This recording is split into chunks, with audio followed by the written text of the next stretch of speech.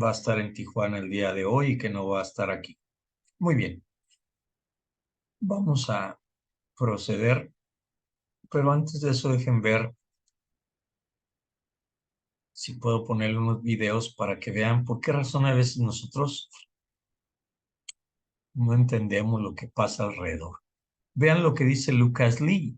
Supongo que alguno de ustedes conoce quién es Lucas Lee. Vean. Tenemos un montón Mm, de evangélicos no cristianos en nuestras iglesias. wow. Es decir, gente de cultura evangélica, gente que asiste a un templo evangélico, pero que no ha realmente rendido su vida a Cristo. Claro, no es lo mismo ser evangélico que ser hijo de Dios. No, son dos cosas diferentes. Entonces yo hago una divergencia entre evangélico y cristiano. ¿Mm? O sea, si es cristiano evangélico, genial. El problema es ser Claro. evangélico sin ser cristiano. Porque lo que nos salva es Cristo. Entonces, si no somos cristianos, por más que tengamos cultura evangélica y evitemos los vicios y vayamos al templo, estamos en problemas. Y eso es el resultado de un evangelio de aspirina que se predicó por 30 años, Claro. donde el punto a conseguir era que se sientan bien en el culto. Claro. ¿Mm? Entonces, no hay que producir culpa, hay que hacerlo sentir mejor, hay que predicar un evangelio motivacional. Entonces, la gente agregó a Jesús sin dejar el mundo. ¿Qué les pareció esto? Antes de iniciar. Hermana Jolie.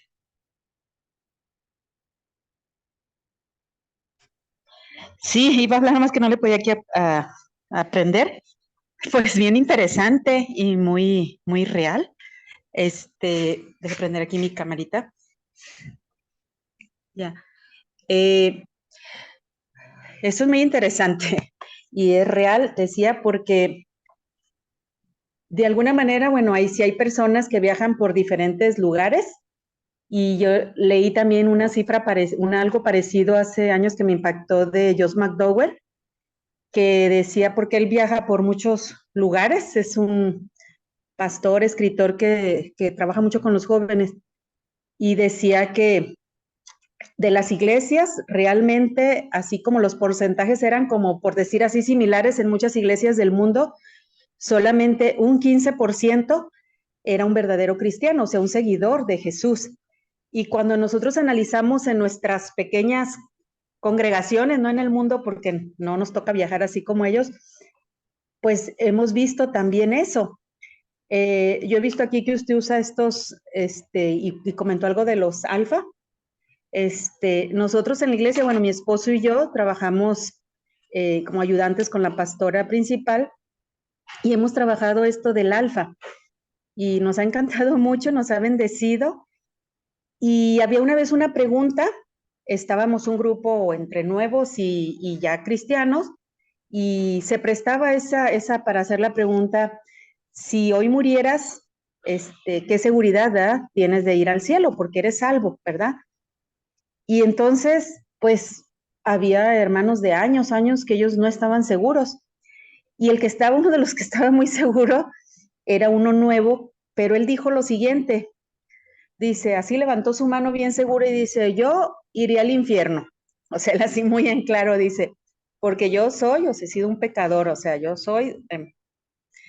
Entonces, esto es algo impresionante y real de que a veces creo que sin darnos cuenta, porque creo que muchas veces es sin darnos cuenta o sin estar conscientes por decir de ellos, por perder esa conexión con el Espíritu Santo, porque el Espíritu Santo te hace ver, ¿sabes qué?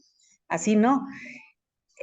Lo que decía el, el, el pastor y escritor también, se me fue el nombre, Lucas Lee. es, ajá, es real que a veces como líderes o pastores buscamos pues para que la gente venga, se motive, esté allí.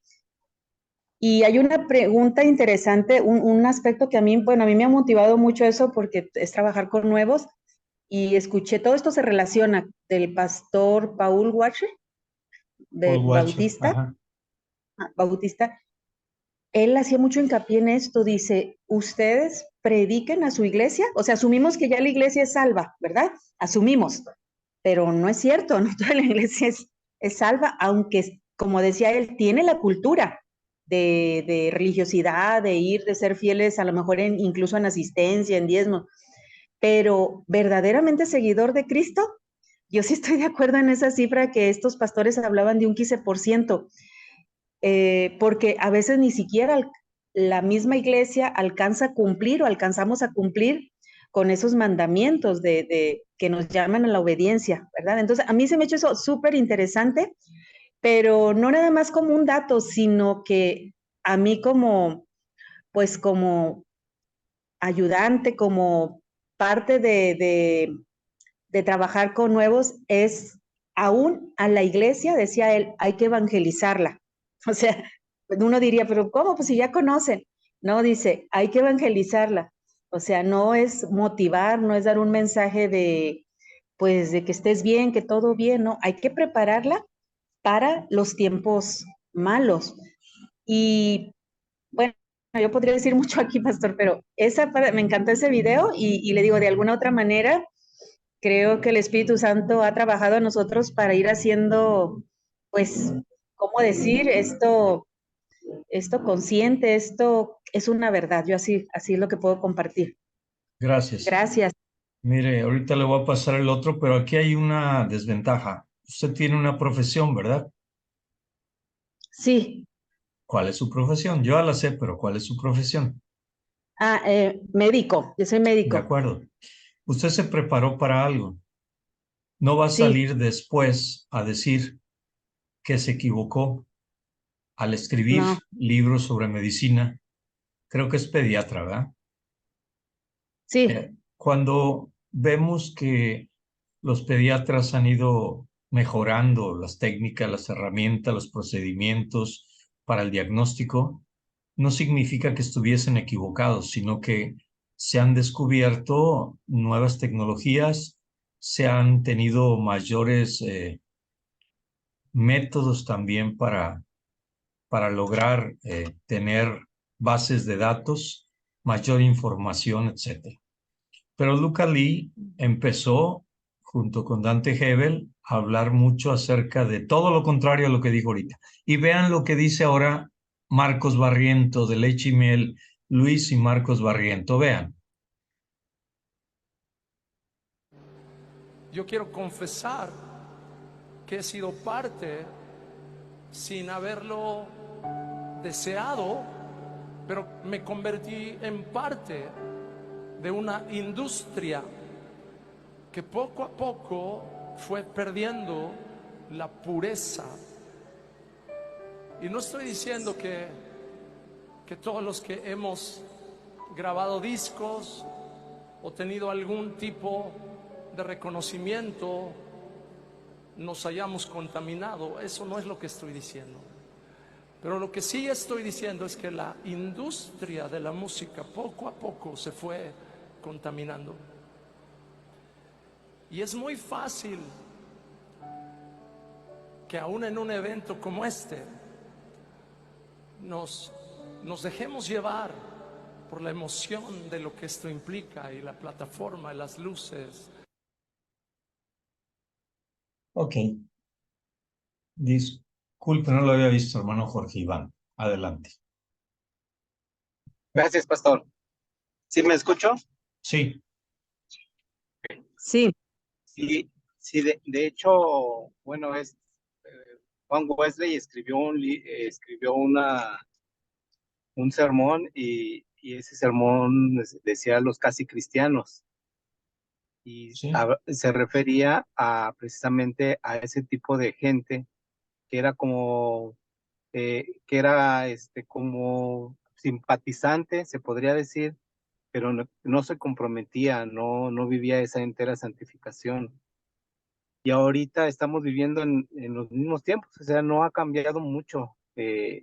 Nos acoplamos a la religión y no buscamos esa entera santificación. Y hay veces que nosotros mismos nos denominamos o decimos que somos salvos, pero en realidad no estamos viviendo una fe tan sana, una fe tan real, tan auténtica. Y, y esa falta de entera santificación, esa falta de consagración, esa se va duplicando, se va, ¿cómo se dice? Se va contagiando a la demás gente, y la demás gente pues viene y viene y vive lo que nosotros vivimos. Entonces, tenemos generaciones de gente que no vive en la entera santificación, que no vive buscando la santidad, creyendo que el pecado es algo que no se puede evitar, y se vive así, pensando que ya con eso, con aceptar a Cristo como Salvador, ya soy salvo con eso. Pero pues yo me he hecho una pregunta, y hasta ahorita pues no se la he hecho a nadie, pero mi pregunta ¿es más fácil ser salvo que ser santo? ¿Es más fácil tener la salvación, o es necesario tener la segunda obra de gracia para ser salvo? Porque, porque es algo, si está ahí la segunda obra de gracia, la entera santificación, entonces pues es necesario primero ser santo para luego ser salvo. Y Mire, mayormente, bueno, es lo que aquí, yo pienso, pues. claro, claro, y es muy respetable. Cuando uno va creciendo en el conocimiento de la palabra de Dios, de lo bíblico, de lo teológico, de lo práctico, empieza a comprender que conocemos muy poco acerca de Dios. Se ha determinado en teología sistemática las 7 obras de gracia que tiene Cristo en la cruz. Lógicamente, para nosotros son todavía incógnitas para muchos que no han estudiado. Y cuando ignoramos algo, terminamos desechándolo, no aprovechándole o quizás malinterpretándole. Dentro de las obras de gracia, si ustedes ven, no me acuerdo si traigo aquí el manual, pero déjenme ver para que vean ustedes.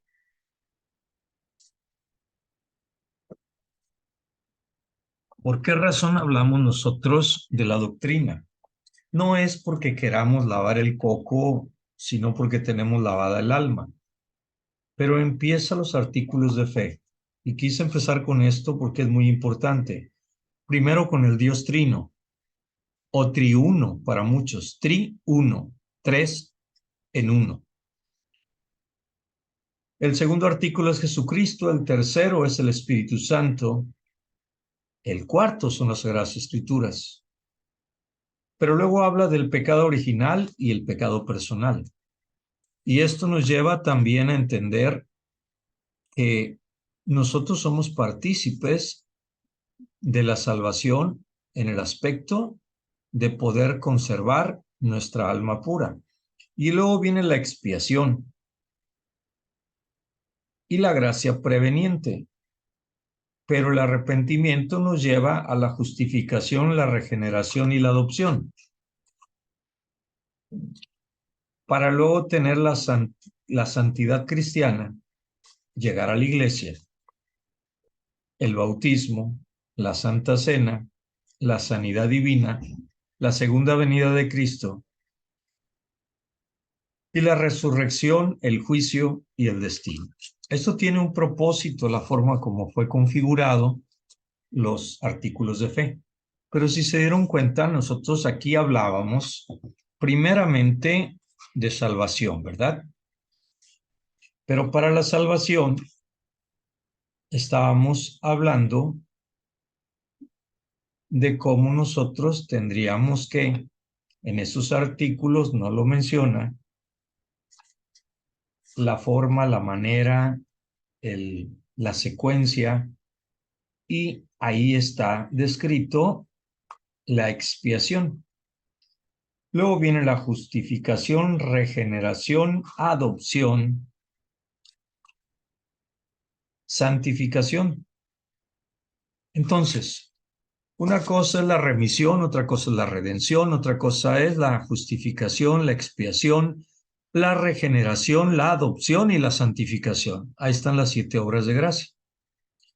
Pero como todo es en forma instantánea y empieza a actuar en el hombre si nosotros abrimos nuestro corazón y dejamos que Dios nos transforme, empieza la santidad inicial. Quiero aclarar algo. Miren, no se puede ser salvo sin ser santo. Y no puede ser santo sin ser salvo. ¿Qué se refiere a esto? La salvación en sí tiene como objetivo la santificación, pero esta se va a ir logrando en un proceso gradual de conocimiento de la palabra y aceptación o asumir nosotros que Él nos va a transformar. Si estas cosas van ocurriendo, vamos a ir creciendo hasta lograr estar a la altura del varón perfecto, pero esto lo hace la obra directamente Dios. La pregunta que usted hace es que es imposible. Por ejemplo, para tener un bebé, primero se tiene que ser mujer y segundo, se tiene que estar embarazado. Son las dos cosas indispensables. Claro, si usted me dice las relaciones de hoy, pues dos hombres no pueden embarazarse. Por lo tanto, el requisito es ser mujer y estar embarazada para tener un bebé. No se puede estar embarazada si no se es mujer y no se puede tener un bebé siendo mujer sin estar embarazada. Una cosa lleva a la otra. Por lo tanto, la salvación nos debe llevar a la santificación de una forma gradual. Y eso solamente se logra con humildad, reconociendo nuestra ignorancia y buscando el conocimiento de Dios. ¿No se escucha? ¿Los demás sí escuchan? Sí, sí, se estoy escucha. escuchando. Bueno, ojalá, a lo mejor hay un problema en la máquina de Jorge. Bueno, continuando Sí, con esto. Ahorita le voy a dar la palabra a la hermana Verónica que levantó la mano, pero sí me interesaba que ustedes conocieran que el manual trae consigo la secuencia y la parte que yo hablé de remisión, redención, tiene que ver con conceptos teológicos que son más profundos para poder lograr la expiación y la regeneración, la adopción y de ahí la santificación. Todo esto nos debe llevar a nosotros a ir creciendo en la gracia. Precisamente es uno de los cambios fabulosos que con el libro del Dr. Busick logramos comprender un poco más y hacerlo más abierto para toda clase de público. Esto nos recuerda lo que en Aldersgate precisamente Juan Wesley experimentó, que esto es importante. El conocimiento por sí mismo no nos trae la experiencia. Es muy hermoso la emoción, pero no es igual en el caso de la doctora. Cuando ella estudió, si no hubiera habido prácticas, si no hubiera habido laboratorios, quizás fuera tan teórico que no se atrevería a poder intervenir en un cuerpo. Mi experiencia como ingeniero químico me llevó no solamente a tener la teoría, sino a descubrir con análisis cualitativo cuáles eran los componentes que estábamos viendo en la pieza y cuáles eran las cantidades que estaban dentro, que es el análisis cuantitativo. Entonces de allí uno descubre por laboratorio de qué está compuesto algo que nosotros conocemos. También cómo se procede no solamente a la construcción, sino al proceso mismo y lo que ocurre dentro. Por darles un ejemplo, Grupo Cementos Mexicanos o Apasco o como quieran llamarle, casi todos tienen la misma tecnología y pueden ver la flama en la longitud, en la apariencia y la coloración por cámaras que están dentro del horno que está a 1850 grados centígrados. Parece increíble, ¿verdad? Y cuando yo inicié mi carrera, teníamos una maqueta, pero yo tenía un simulador de reactor químico para la elaboración de PVC. Y con eso yo mostraba a, a todo aquel que preguntara, que daba razón de cómo ocurría esto y cómo estaba protegida la planta. Entonces la teoría no es tan hermoso como la experimentación, el poder ver las cosas. Entonces, no podemos ser salvos sin haber experimentado la salvación. Por eso el manual dice una experiencia de salvación.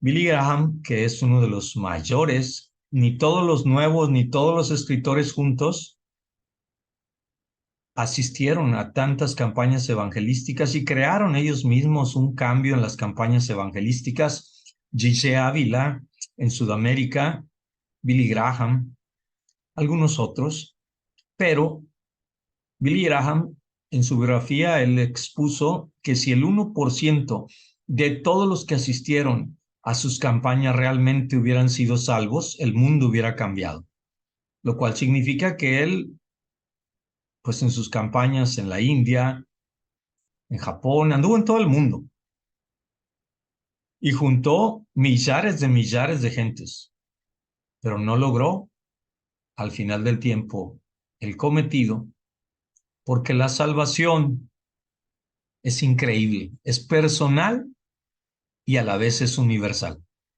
La santidad es personal, pero es práctica.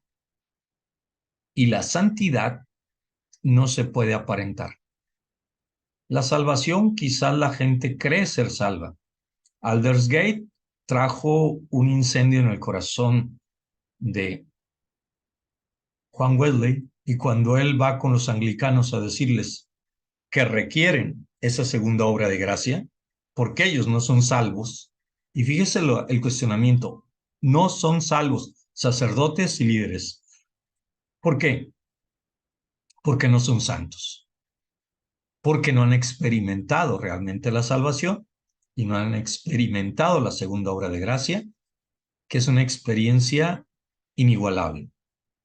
Quienes tengan hijos, las mujeres los esperan 9 meses, pero los hombres también tienen esa cualidad de experimentar la paternidad de una forma muy distinta al solo hecho de haber sido hijo. El ser padre le da una experiencia inigualable, igual el ser madre a ser hija.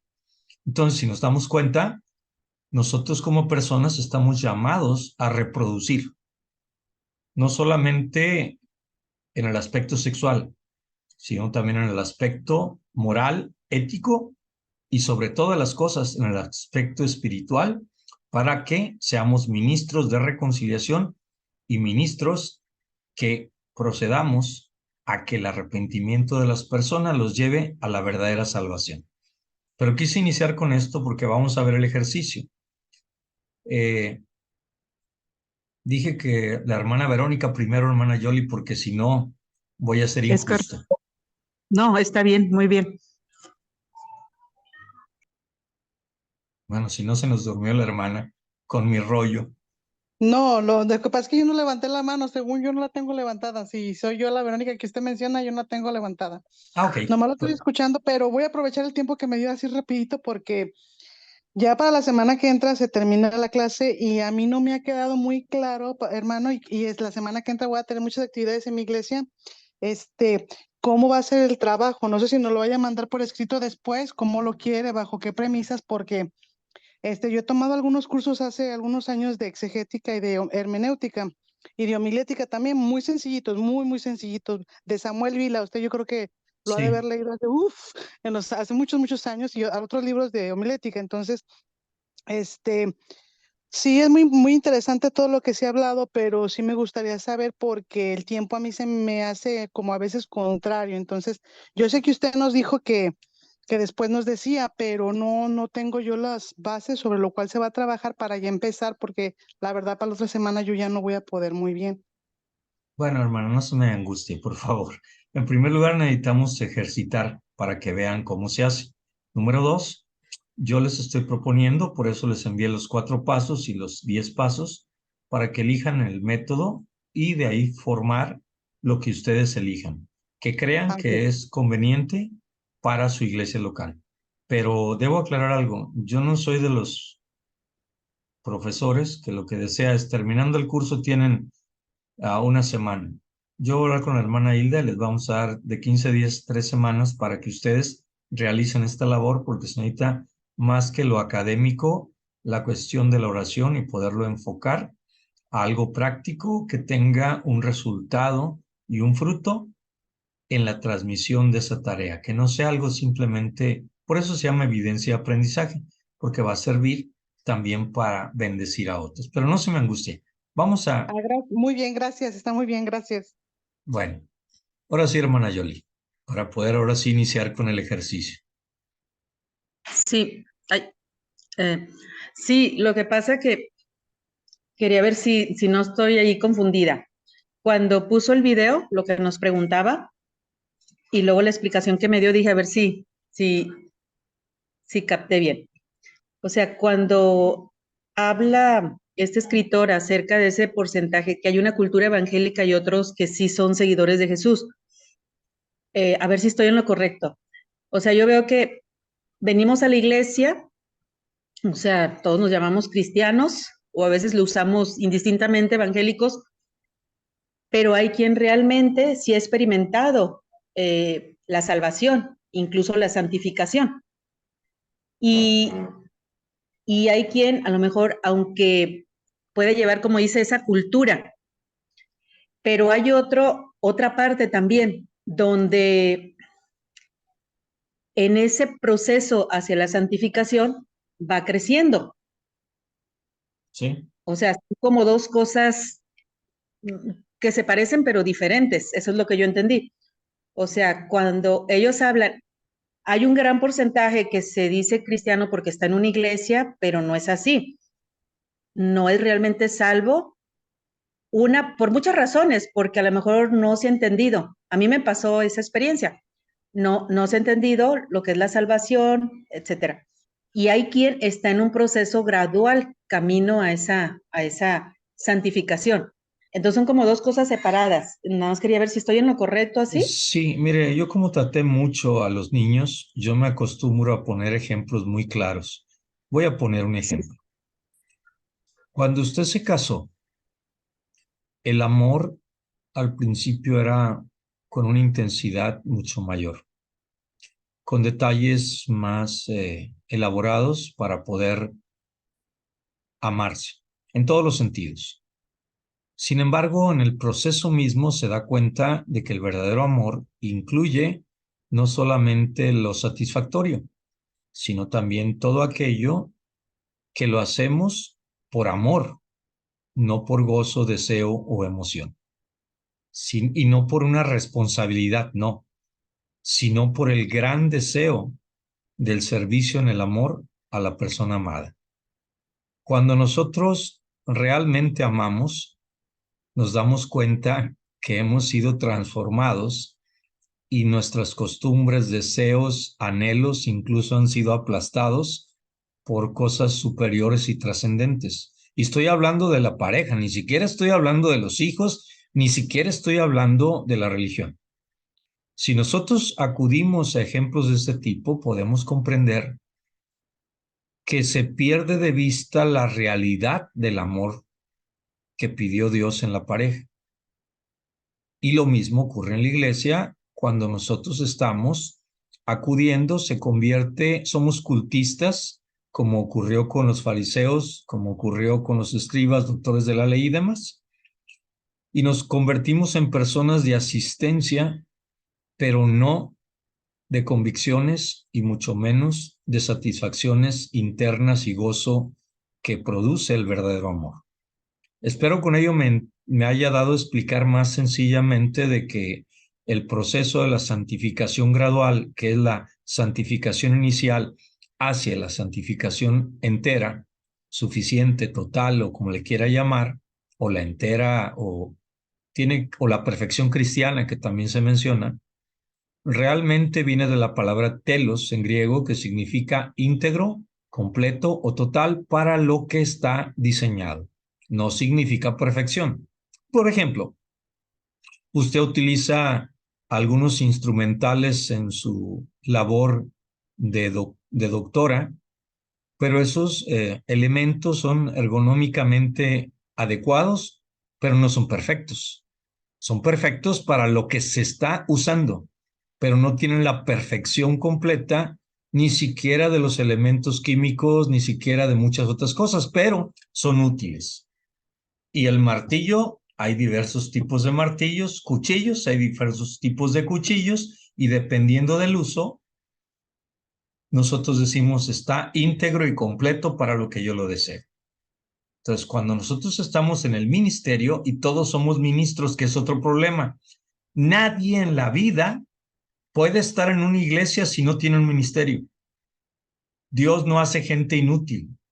Hoy vemos que hay hijos que están en la casa y que no hacen nada, y se van acostumbrando a vivir de una forma que no es la real.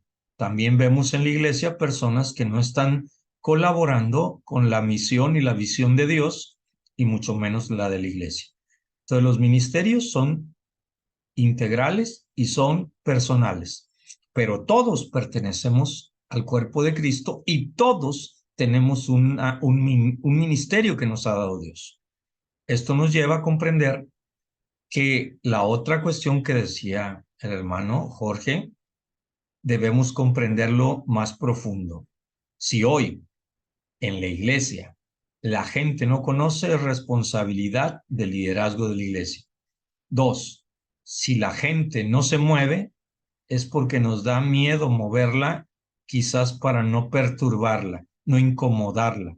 Pero Cristo incomodó a todo aquel que estuvo a su alrededor. Le quitó la comodidad para llegar a algo mejor. Con esto quiero concluir nada más la introducción, porque si no nos vamos a perder mucho, pero sí es importante que nosotros vayamos reconociendo que todo lo que hagamos, todo lo que sea, hacerlo para Dios. Y entonces sí vamos a comprender que tenemos que procurar ser más eficientes en todo nuestro ser, alma, cuerpo y espíritu, y no solamente en lo teórico, sino en lo práctico, que es ahí donde vamos a observar la realidad de nuestro crecimiento. Miren, vamos a ver este ejercicio. Si lo terminamos bien, qué bueno, si no el lunes lo terminamos. Porque yo no deseo cubrir un programa, sino que ustedes comprendan la esencia de lo que es esta materia para que puedan realizarlo de una forma particular, con un método, con una estrategia, pero sobre todo con el auxilio espiritual de Dios por medio de su espíritu, pero con creatividad e innovación, y así van a encontrar la perla escondida. Vamos a ver el análisis estructural de la segunda de Timoteo, con elementos claves de la epístola, contexto histórico general, un análisis contextual básico y detallado, el uso del contexto histórico particular, el esclarecimiento de pasajes oscuros para el estudio de pasajes paralelos, conclusiones exegéticas, enriquecimiento de conclusiones, implicancias hermenéuticas y una bibliografía. Vamos a empezar. Introducción y saludo. ¿De qué estamos hablando? De la segunda carta a Timoteo, capítulo 1. Exhortación y saludo. ¿Cómo empieza esto? Si se dan cuenta, para no perder mucho tiempo, vamos a ir nada más a los asuntos concernientes para ir estructurando. Dice exhortación y aliento a Timoteo del capítulo 1, verso 3 al 18. Pablo le recuerda su origen y don del versículo 3 al 7, aunque lo podemos ver un poquito más adelante. Vamos a proceder ahorita a ir leyéndolo. Es muy importante que nosotros, cuando estemos haciendo algún análisis exegético, hermenéutico o simplemente devocional, aparte de orar, estemos con todos nuestros sentidos, con todo el tiempo disponible y con todas los sentidos dispuestos a aprender más acerca de lo que Dios quiere decirnos a nosotros, más que preparar una clase.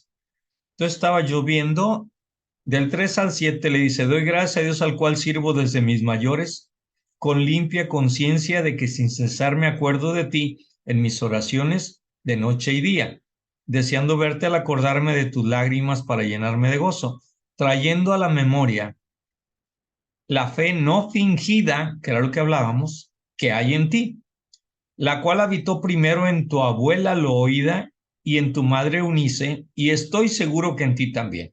Por lo cual te aconsejo que avives el fuego del don de Dios que está en ti por la imposición de mis manos, porque no nos ha dado Dios espíritu de cobardía, sino de poder, de amor y de dominio propio. Ahí nos está diciendo, primero, antes que nada, Pablo nos está dando el origen y el don que tiene Timoteo. Después del 8 al 10 le anima a soportar los sufrimientos y a esperar la venida del Señor y nos dice, por tanto no te avergüences de dar testimonio de nuestro Señor ni de mí, preso suyo, sino participa de las aflicciones por el Evangelio según el poder de Dios, quien nos salvó y llamó con llamamiento santo. Ojo, nos salvó, primero nos salva Dios y después nos llama para algo de santidad, no conforme a nuestras obras, sino según el propósito suyo y la gracia que nos fue dada en Cristo Jesús antes de los tiempos de los siglos, pero que ahora ha sido manifestada por la aparición de nuestro Salvador Jesucristo, el cual quitó la muerte y sacó a luz la vida y la inmortalidad por el Evangelio. Entonces, aquí nos está hablando de qué significa seguir a Cristo, qué puede ocurrir y alentarnos a la segunda venida de Cristo. Luego el 11 al 12, Pablo le muestra su ejemplo de sufrimiento, del cual yo fui constituido predicador, apóstol y maestro de los gentiles. Punto y aparte. Tiene 3 funciones: predicador, apóstol y maestro. Por lo cual asimismo padezco esto, pero no me avergüenzo, porque yo sé a quién he creído y estoy seguro que es poderoso para guardar mi depósito para aquel día. Luego habla y le anima a guardar la enseñanza dada. Retén la forma de las sanas palabras que de mí oíste en la fe y amor que es en Cristo Jesús. Aquí nos da otro punto de lo que estábamos hablando al principio. Si se dieron cuenta, cómo Dios va forjando lo que vamos a ver. Todo lo que ustedes hablaron, aquí está en esta carta. Vean, dice, retén la forma. La forma. No dice nada más las palabras, la forma que se da, porque es una forma enfática, es una forma de aliento, es una forma para poder constituirnos parte de esas sanas palabras en la fe y el amor que es en Cristo Jesús.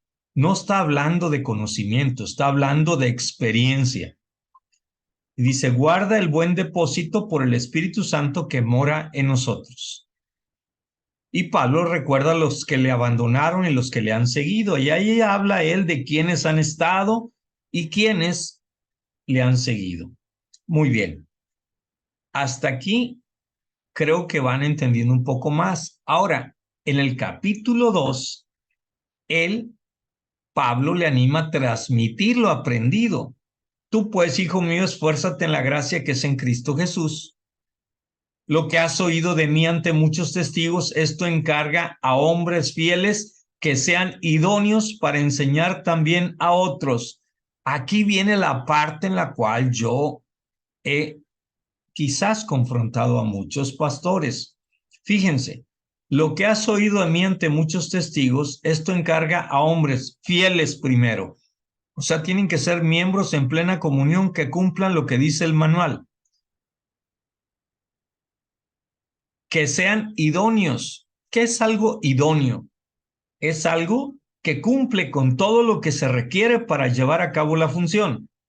Idóneo para enseñar también a otros. O sea, no es simplemente que a lo mejor ellos tengan el deseo o tengan el título, sino que hagan todo lo referente a ello.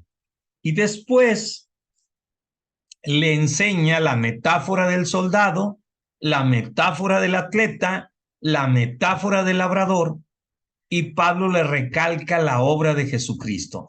Todas estas metáforas, metáfora, fora, forma, meta, más allá de la forma. Vean cómo él mismo al escribirlo le está enseñando y nos está enseñando más allá de la forma lo que quiere darnos a entender. Número 4. Una exhortación, una conducta ética intachable del capítulo 2, 14 al 26. Pablo llama a Timoteo a presentarse como obrero aprobado. No es simplemente como obrero, ni como principiante, ni como neófito. Neo, nuevo, fito de fides, nuevo en la fe. Por eso es que hay tanta confusión cuando ponemos gente nueva en la fe a realizar labores que todavía no están ellos adecuados, idóneos. Número 2, debe cuidarse de no desviarse de la verdad, del 16 al 19. Le anima a ser un instrumento santificado, que era la pregunta que hacía el hermano Jorge. Le anima a ser un instrumento santificado, 20 al 22, vean lo que dice.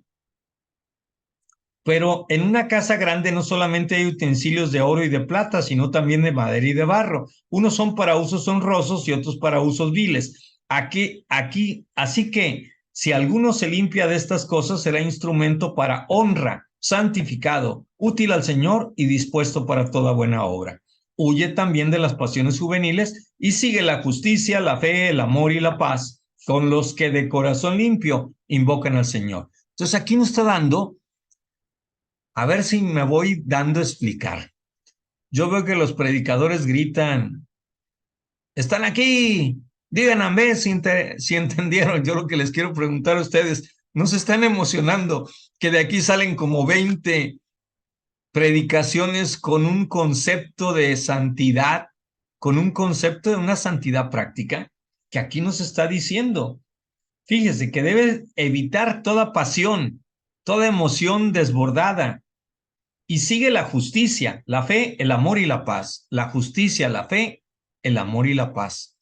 Esto nos va a llevar a ser un instrumento santificado y ser apto para enseñar incluso a sus adversarios. Porque dice que con mansedumbre corrija a los que se oponen, por si quizás Dios les conceda que se arrepientan para conocer la verdad y escapen del lazo del diablo en que están cautivos a voluntad de él.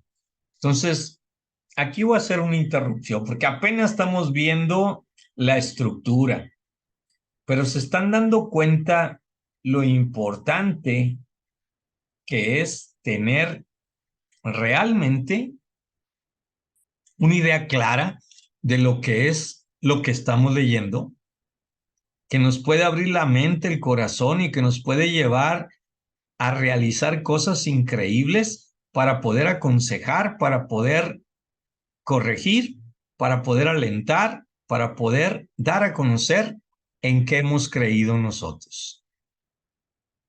Esto, repito, es increíble. No lo tenemos normalmente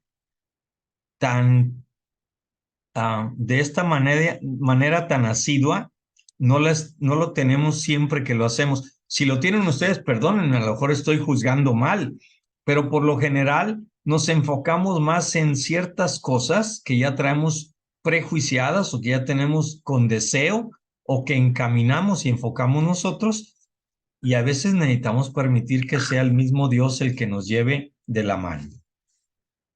¿Hasta aquí van entendiendo? Sí, pastor, sí. Hasta aquí, hermana Verónica, ¿ya va viendo cómo se va a realizar su tarea? Sí, sí, ya, gracias. Ya estoy viendo cómo se está dividiendo el libro y cómo se está separando, haciendo las separaciones. Sí, gracias. Por eso, a mí no me interesa tanto que terminemos esto en esta clase, pero sí me interesa que quede bien claro y ya lo tienen ustedes para que lo puedan ver poco a poco y tengan tiempo suficiente para realizar lo que Dios les haya puesto en su corazón porque esto les va a llevar a abrir su mente, su alma, su entendimiento y lograr cosas increíbles. Ahora vamos a continuar. Vean, ahora vamos a ir, bueno, cuando quiera esta cosa porque se me atora. Espero que... Aquí está. La exhortación a cuidarse de los tiempos peligrosos. Hablábamos cómo están los tiempos. Las características de las personas en los tiempos finales. En el capítulo 3, ahí nos está hablando, debes saber esto, que en los postreros días vendrán tiempos peligrosos, porque habrá hombres amadores de sí mismos, ávaros, vanagloriosos, soberbios, blasfemos, desobedientes a los padres, ingratos, impíos, sin afecto natural, implacables, calumniadores,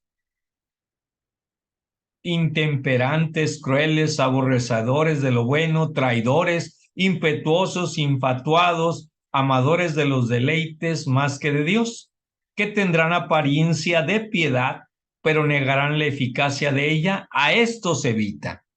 Ahora ya entendieron por qué empecé con estos videos, porque nosotros debemos de estar conscientes de que esos tiempos fueron profetizados y se están cumpliendo. La apostasía y la oposición a la verdad que hoy existe, pero ya estaba dicho, porque de estos son los que se meten en las casas y llevan cautivas a las mujercillas cargadas de pecados, arrastradas por diversas concupiscencias. Estas siempre están aprendiendo y nunca pueden llegar al conocimiento de la verdad. Y de la manera que Janes y Jambres resistieron a Moisés, así también estos resisten a la verdad, hombres corruptos de entendimiento, réprobos en cuanto a la fe, mas no irán más adelante porque su insensatez será manifiesta a todos, como también la fue a aquellos. Entonces, si se dan cuenta, tenemos una cantidad enorme de riqueza bíblica, son joyas que tenemos ahí. Luego viene en el capítulo 3 del versículo 10 hasta el 4:8, viene la exhortación a conservar la instrucción del apóstol. Acuérdese que yo le dije que existen la perícopa, que es la parcela o la parcialización bíblica de aquellos que son de 5 a 10 versículos que usted va a elegir para poder realizar exégesis, hermenéutica, enseñanza o devocional.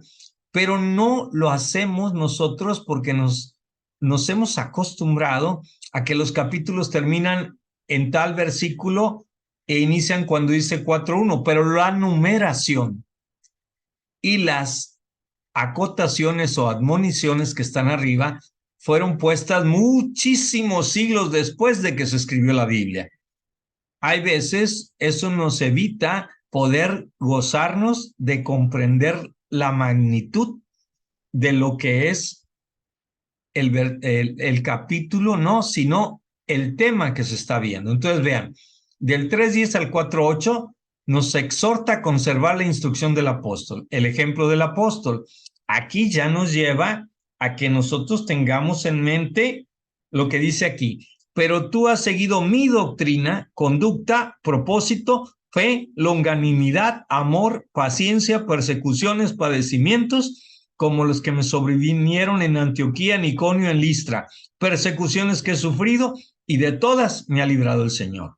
Y también de todos los que quieren vivir piadosamente en Cristo Jesús, padecerán persecución. Mas los malos hombres y los engañadores irán de mal en peor, engañando y siendo engañados. Entonces vean ustedes cómo Pablo es fabuloso para escribir. Claro que está inspirado por Dios, pero nos está dando a conocer algo, la instrucción de las Escrituras.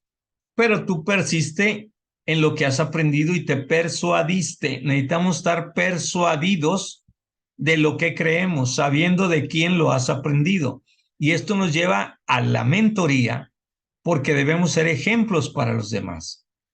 ¿Cómo podremos decirle a alguien que no se preocupe de las deudas si nosotros estamos sin pelo, con colitis, rinitis y todo lo que termine en itis por las cuestiones de estar estresados? Luego viene la importancia de conservar la sana doctrina del 4:1-5. Te encarezco delante de Dios y del Señor Jesucristo, que juzgará a los vivos y a los muertos en su manifestación y en su reino, que prediques la palabra, que instes a tiempo y fuera de tiempo, redarguye, reprende, exhorta con toda paciencia y doctrina, porque vendrán tiempos cuando no sufrirán la sana doctrina, sino que teniendo comezón de oír, se amontonarán maestros conforme a sus propias concupiscencias y apartarán de la verdad el oído y se volverán a las fábulas. Pero tú, sé sobrio en todo, soporta las aflicciones, haz obra de evangelista y cumple tu ministerio. Entonces, si se dan cuenta, también da una conclusión del 4:6-8, la fidelidad y despedida del apóstol. Ok, continuemos. Vienen los encargos personales del apóstol del 4:9-18. Cosas necesarias para el apóstol, advertencia de cuidarse de algunas personas, el abandono de sus compañeros, pero el respaldo del Señor. Y termina del 4:19-22 con saludos finales. Ahora sí, ya se dieron cuenta cómo se hace una estructuración de un capítulo, de un libro o de una porción bíblica. Ahora vamos a ver los elementos claves de la epístola. Primero, ¿quién es el autor? Pablo. ¿Qué es Pablo? Apóstol de Cristo Jesús, porque lo dice. Sirve con limpia conciencia, 1:3. Prisionero de Cristo, 1:8 y 3:11. Llamamiento santo, viene con el 1:9. Constituido predicador, apóstol y maestro, el 1:11. Prisionero en Roma, 1:17. Sirvió en Éfeso, 1:18. Encarcelado como malhechor, 2:9. Está cerca de su partida, 4:6. Lucas se encuentra con él, 4:11. Estuvo solo en su primera defensa, 4:16. Y fue librado de la boca del león, 4:17. ¿Quién es el destinatario de esta carta? Timoteo, porque lo escribe él en el 1:2. Amado hijo, 1:2 y 2:1. La fe sincera que tiene es una clave. Su abuela Loída y su madre Eunice. Pablo le impuso las manos. Seguía la enseñanza del apóstol. Desde la niñez sabía las escrituras. Trabajaba como evangelista y ministro. Debía ir antes del invierno donde Pablo. Ya vimos el autor y el destinatario. Ahora vamos a ver en el número 3, en esos elementos claves, la ocasión de la epístola. El apóstol Pablo escribe esta epístola para animar y exhortar a Timoteo a avivar el fuego del don de Dios en su vida, llamándole a que desarrolle su ministerio sin cobardía o timidez, sino de poder, de amor y del dominio propio. Pablo le hace un llamado a nunca avergonzarse del testimonio de Jesucristo, ni del ejemplo del apóstol en sus muchas prisiones y hacer parte de sus aflicciones por el evangelio. Voy a hacer aquí una pausa y vean por qué tenemos que volcarnos a una cuestión práctica. A ver, ¿a alguno de ustedes le ha ocurrido que de repente sucede algo que no estaba previsto y usted, pues, se siente indigno para poder dar una enseñanza porque no ha logrado las metas que se propuso o cree que los demás lo pueden juzgar en el aspecto de que a lo mejor usted, pues, no ha sido tan fiel, pero Dios ha sido fiel? ¿Les ha ocurrido algún día que tienen temor, que tienen preocupación, que sienten que quizás algo está pasando malo en ustedes por lo que está ocurriendo?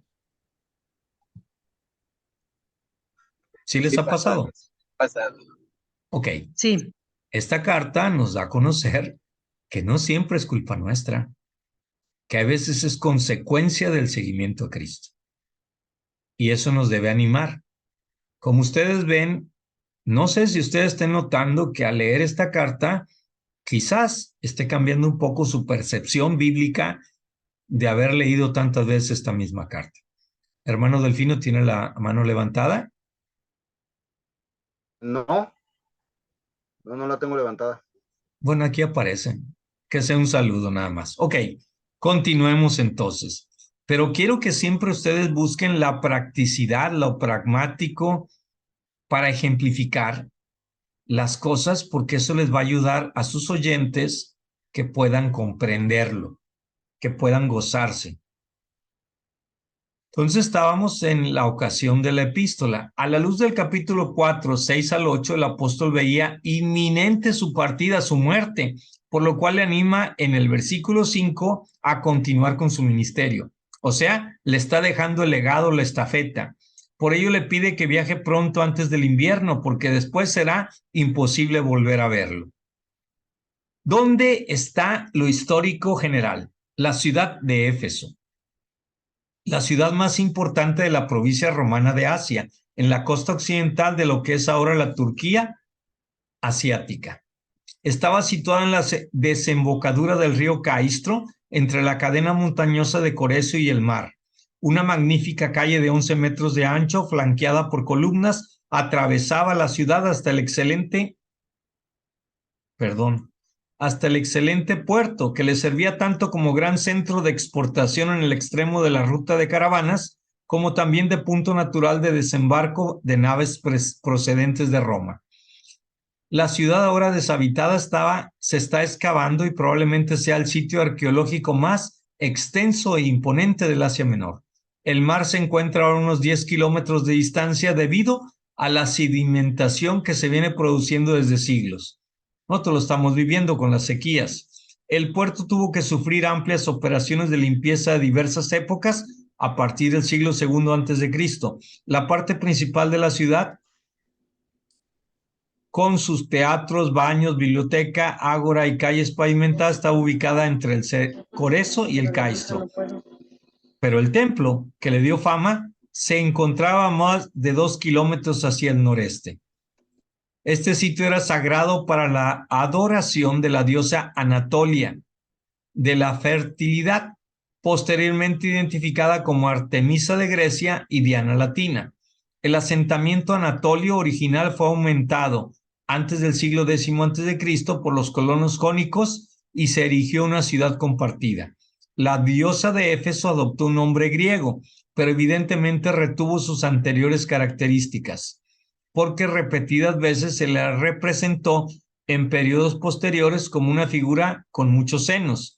Éfeso fue conquistada por Creso poco después de su ascenso en el 560 a.C. y debió parte de sus glorias artísticas a la magnificencia de dicho gobernante. Después de su caída en 546, pasó al dominio persa. Y viene aquí la historia. No es necesario que sean tan extensos. Yo lo estoy haciendo para que ustedes vean que hay suficiente contexto histórico acerca de esa ciudad que no nada más les va a servir para este caso, sino para poder predicar y enseñar. Ahora, la persona, ¿quién era Timoteo? Nativo de Listra, Hechos 16:1 lo dice, de madre judía y de padre griego. Su madre se llamaba Eunice, su abuela Loida. Fue convertido por Pablo, se unió a Pablo en su segundo viaje misionero, alrededor del año 51 después de Cristo. Su nombramiento provino de Dios y fue apartado para la obra por Pablo y los ancianos. Acompañó a Pablo hasta Troas, Filipos, Tesalónica y Berea. Quedó en Berea hasta que Pablo lo mandó llamar desde Atenas. Ahí están todos los versículos bíblicos. Ustedes pueden ver ya sea por medios digitales o también por concordancias. Cuando vean el nombre de Timoteo, van a aparecer muchas citas bíblicas como estas. Luego Pablo lo envió nuevamente a Tesalónica y cuando Pablo volvió, cuando él ya volvió, Pablo se había ido a Corinto. Después de... Ay, Dios, ya me equivoqué, perdón. Colaboró en la escritura de las epístolas a Tesalónica, la primera a Tesalonicenses y la segunda. Más tarde Pablo le envió a Éfeso a Corinto. Pablo se unió en Macedonia y tuvo él parte en la escritura de la segunda de Corintio. Acompañó a Pablo en parte del viaje a Jerusalén, etcétera, etcétera. Todo esto que estamos viendo sirve también de esta parte. Sus características: era de temperamento tímido y retraído y no tan apto como Tito para entenderse con los perturbadores de las iglesias. No gozaba de buena salud. Él y Lucas fueron los dos compañeros más constantes de Pablo, quien le amaba entrañablemente y se sentía solo sin él. Dice la tradición que después de la muerte de Pablo, su trabajo fue el cuidado de la iglesia de Éfeso y que padeció el martirio bajo Nerva o Domiciano. Esto lo haría colaborador del apóstol Juan. La iglesia de Éfeso, de acuerdo al relato, ahora vamos a la iglesia. Ya vimos puntos importantes del sitio, del personaje y ahora de la iglesia.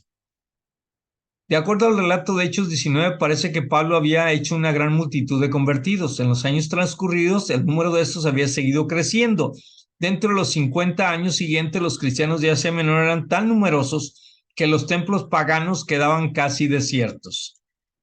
Dentro de la generación apostólica, Éfeso llegó a ser el centro tanto ecuménico como geográfico del cristianismo y la región en donde éste había conquistado más pronto sus laureles. Éfeso era el lugar en donde Pablo había hecho su obra más grande cerca del 54 al 57 después de Cristo, de acuerdo a Hechos 19.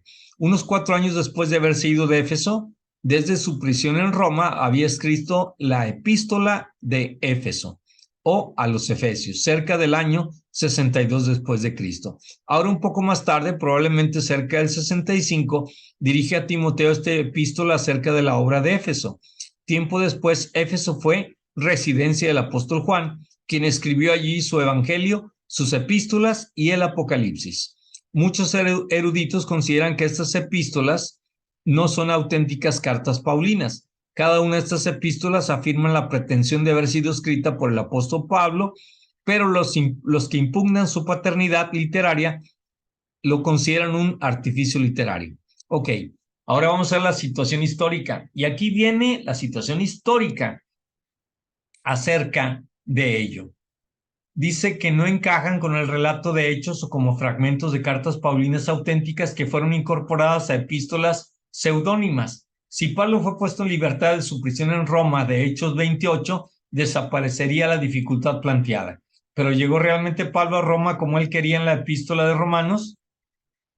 Esa pregunta se han hecho muchos. La situación eclesiástica. Se señala que hay demasiado desarrollo eclesiástico, obispos, ancianos. Esto haría imposible un fechamiento temprano de la carta, ya que había un desarrollo organizacional muy complejo y amplio para la simple estructura de la iglesia primitiva de apóstoles y diáconos. Aquí nos da a conocer ya una situación de la fecha probable en la cual estuvo, la existencia de la herejía. Nos abre también imposible el fechamiento temprano, la conexión del gnosticismo del segundo siglo. El argumento doctrinal.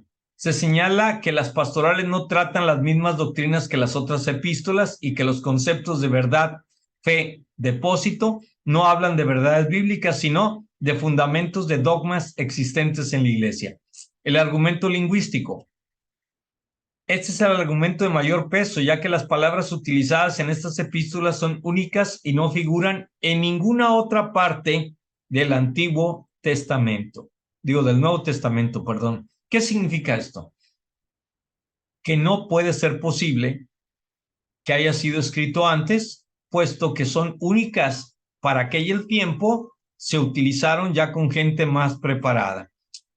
Eso nos lleva también que no hay duda que la polémica va a seguir, ¿verdad?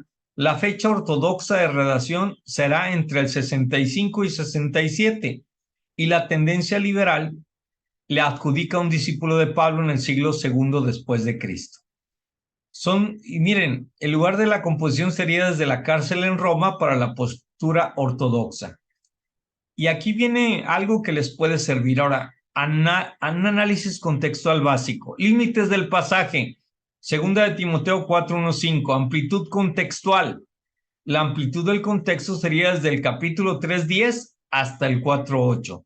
Existen también, ¿por qué lo sacan ellos? Porque están viendo que el tema se está tratando específicamente en esos versículos. Existen también varios elementos particulares del pasaje que tienen amplitud. Por ejemplo, el capítulo 4, 3 y 4. Habla de maestros conforme a sus deseos y no soportan. se apartan de la verdad. 2:16, evitar palabrerías vacías y profanas. 2:17 y 18, se da el ejemplo de Himeneo y Fileto. 3, 4, 5, Pablo usa ejemplos de James y Jambres de la época de Moisés, de aquellos que se oponen a la verdad. Habla de sufrir penalidades. Sufre penalidades como buen soldado y sufre hasta el encarcelamiento como un malhechor. Estructura de paráfrasis, el encargo de Pablo a Timoteo, el tiempo de los falsos maestros y el trabajo de Timoteo. No se observan irregularidades contextuales, todo está dentro del mismo contexto histórico y lingüístico. Ahora, tema del pasaje proclamando la sana doctrina, análisis contextual detallado. Aquí ya nos vamos a ir a puntos muy claves. Por ejemplo, análisis en griego de palabras claves, juzgar. Krinein es enjuiciar o juzgar, comparecer, pleitar en juicios, condenar, decidir y decretar. Pero en la Biblia de las Américas, en el Nuevo Testamento, crino y crima se emplean con mucha frecuencia en un sentido estrictamente jurídico. Dios y Cristo juzgan. A ellos se les da el nombre de critis, juez, segunda de Timoteo 4. Cristo juzga a los vivos y a los muertos. La Reina Valera 60 dice que juzgará. La Nueva Versión Internacional que juzgará. Dios habla hoy a juzgar. Nosotros vemos, ay Dios, el análisis en griego de otra palabra que es la manifestación, 4.1. Epifanein, aparición, revelación, mostrarse, aparecer, lucir, poderoso, radiante, temible. El que es, ahora, ¿de dónde sale esto? De los diccionarios bíblicos. Ustedes pueden ver lo que dice en español, ir al griego, ver si es esa palabra y qué significa esa palabra en el griego. Porque en el español no significa igual. El que se afianza pertenece a aquellos que han conseguido para sí la intervención del Señor tan poderosa como esclarecida, y asimismo la han conseguido para todos los que anhelan su venida. Que la designación del retorno de Cristo con epifanain carga con el acento en su poderosa y majestuosa actuación. Finalmente, con la mención de su epifanía esperada en conexión con Kyrios, Señor, de Tito 2:13. La Reina Valera nos dice en su manifestación que vendrá glorioso al devenir. La tercera, predica la palabra. Kirixon, proclama, dar a conocer, mensaje, predicar. Predicar la palabra del ministerio de la Escritura con especial referencia al Evangelio. Que prediques la palabra, que prediques el mensaje, predica la palabra, proclama la palabra. Querigma también viene de quiricción. Ahora, insiste. Epistiti, poner sobre o al lado. Se usa en el Nuevo Testamento intransitivamente, ya en la voz media, ya en ciertos tiempos de la activa, significando estar al lado, estar presente, estar cerca, acudir, arremeter. Que instes, que insistas, persiste, insiste a tiempo. Ya se dieron cuenta que no es simplemente estar fastidiando, estar cerca, acudir, arremeter. Ok, redarguye, eligion, convencer, refutar, reprender. Redarguye, convence, corrige y reprende. Exhorta, paracaleón. ¿Qué significa? Primariamente llamarla a la una persona, para al lado, caleo, llamar. Caleo viene del griego llamar, amonestar, exhortar, apremiar a alguien para que siga un curso de conducta siempre en anticipación, mirando al futuro, en contraste con el significado de consolar, que es retrospectivo y que tiene que ver con pruebas ya experimentadas. Exhorta, anima, exhorta. Entonces, ¿qué entendemos con esto? Primero, que amonestar nos lleva a exhortar, a premiar a alguien para que siga un curso de conducta, pero con anticipación mirando al futuro. Y hay veces en la exhortación siempre nos habla del pasado, ¿verdad? En lo que nosotros llamamos exhortación. Entonces aquí ya entendemos que la palabra exhortación para caleón viene de caleo, llamar, y es para llevar hacia un cambio. Soportarán. Aneintonai, mantener arriba. Ana arriba, eco sostener o tener. Siempre en voz media del Nuevo Testamento se traduce por soportar, sufrirán, no van a tolerar, etc. Acumularán, episoreizoin, amontonar, encimar, juntos, sobre, se usa metafóricamente en 2 de Timoteo 4:3 de apropiarse de una cantidad de maestros para oír de ellos lo que uno quiere oír. La referencia puede ser a aquellos que, como los atenienses, corrían a oír y a seguir a aquellos que proclaman nuevas ideas que han sacado de su propia imaginación. Ahí dice, ay Dios, ya me pasé, espérenme, dejen regresar. Se amontonarán, se buscarán un montón, se rodearán, serán un montón. Apartarán, apostrefonsin, hacer volver, quitar, apartar. Metafóricamente, apartarse de la adhesión, pervertir, dejar de escuchar, dar la espalda, apartar sus oídos. Mitos, mitous, significa primeramente habla, conversación. La primera sílaba procede de una raíz mu que significa cerrar, mantener en secreto, estar callado. De ahí deriva muo, cerrar los ojos, la boca, y musteroin, secreto, misterio. De ahí historia, narración, fábula, ficción. Castellano, mito. Se usa este término de los errores gnósticos y de las fábulas judaicas y profanas y de las genealogías. Las fábulas, los mitos, los cuentos, las fábulas. Sobrio, fe, significa estar libre de influencia de productos embriagantes. En el Nuevo Testamento, metafóricamente no implica por sí mismo vigilancia, pero se utiliza en asociación con ella. Sé sobrio, conserva siempre el buen juicio, sé prudente en todas las circunstancias, pórtate en todo con prudencia. Penalidades, cacopatizón, sufrir males, padecer en desgracia, llevar paciencia con paciencia la contrariedad, soporta las aflicciones, sufrimientos, etc. Variantes textuales. Algunos manuscritos señalan algunas observaciones al texto. 4.1. Registran del Señor Jesucristo. 4.2. Redarguye, reprende, exhorta. El orden es a redargullir, reprender y exhortar. La traducción, teniendo comenzón de oír, pudiera ser una paráfrasis aceptable, pero no representa la intención del texto. No existe ninguna palabra por teniendo y tampoco hay nada que corresponda a comezón como un adjetivo participial calificado a oído. Además, el oído es acusativo, singular. El objeto de un verbo y el único verbo es el participio que precede, halagar, lisonjear, adular. En tanto, este último es acusativo, por cuanto el participio es nominativo. Debe ser tomado como un ejemplo de concordancia racional antes que gramatical. Son los maestros quienes adulan a los interesados. Voy a hacer aquí otra pausa. Espero no se me estén durmiendo. Pero cuando ustedes hacen un estudio del idioma griego, tienen que ver en el sujeto, el verbo, en qué tiempo,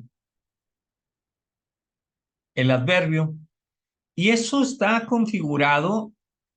¿Algún día han visto ustedes? Bueno, déjenme ver. Me voy a salir un poco de esto porque necesito que vean algo. Dejen ver si yo lo tengo aquí, porque a veces tengo muchas cosas, pero no me acuerdo. Creo que tengo el Eastword. Ay Dios, no lo tengo aquí. Me voy a ir a la otra. No, pero tampoco lo tengo allá. Dejen ver dónde tengo ese paquete. Si lo tengo ahorita lo vemos. Si no lo buscamos ahorita en un... Yo recordaba que lo tenía. Déjenme observar aquí si tengo en el... Denme un poquito de paciencia, por favor.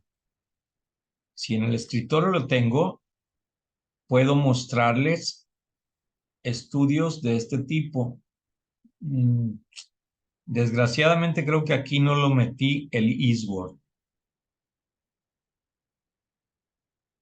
El Eastword es un paquete que nos ayuda a comprender el significado en griego transliterado al español, pero trae una serie de números que si es sujeto, primero, sujeto en plural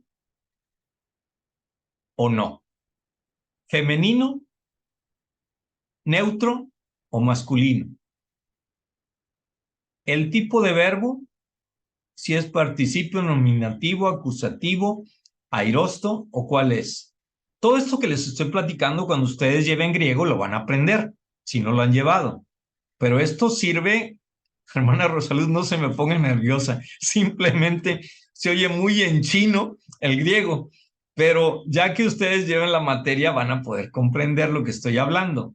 Aquí en este caso, yo nada más quise poner el ejemplo que ya cuando se hace la exégesis muy detallada, pasan a este punto. Y aprovecho para decirle a la amada Verónica, no se me espanten ni se le caiga el pelo. No les estoy pidiendo que hagan todo eso de esta manera. Esto es un ejemplo. Ustedes van a hacerlo hasta su capacidad que tengan de acuerdo a lo que han aprendido en el seminario. No les podemos pedir algo que no tengan, pero sí que vean que es profundo el estudio en el cual se está haciendo esta exégesis y por qué están. Ahora vamos a ver la sintaxis. ¿Qué son las sintaxis? Son las formas en las cuales nosotros vemos las oraciones, vemos las frases o vemos las porciones. Fíjense cómo está. Te encargo solemnemente en la presencia de Dios y de Cristo Jesús, que ha de juzgar a los vivos y a los muertos en su manifestación y en su reino. Así está la sintaxis de esta parte. Y todavía no, esto tenemos que ver todo lo que queremos analizar. ¿Qué sigue después? Se me volvió. Predica la palabra. Insiste a tiempo y fuera de tiempo. Redarguye, reprende, exhorta. Ya se dieron cuenta de cómo es el proceso. Primero redarguye, como el Espíritu nos redarguye, nos reargumenta, luego nos reprende. Reprender, ¿qué significa? Volver a aprender. Redarguye es reargumentar. Reprender es volver a aprender. Y exhortar es sacar de nosotros ahora el futuro, ver cómo podemos llegar a cambiar con mucha paciencia e instrucción. Porque, fíjense, primero nos dice todo esto con mucha paciencia e instrucción y viene el por qué. Porque vendrá tiempo cuando no soportarán la sana doctrina, teniendo comezón de oír, acumularán para sí maestros conforme a sus propios deseos. Apartarán sus oídos de la verdad y se volverán a mitos. Pero tú, sé sobrio en todas las cosas. Sufre penalidades. Haz obra de evangelista. Cumple tu ministerio. Entonces, hasta aquí ya vimos el análisis sintáctico de esta parte, cómo se lo van a dividir conforme van viendo lo que significa cada cosa.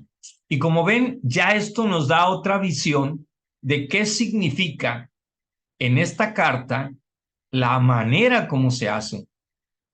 Predicar la palabra, insistir a tiempo y fuera de tiempo, pero no tergiversando la palabra.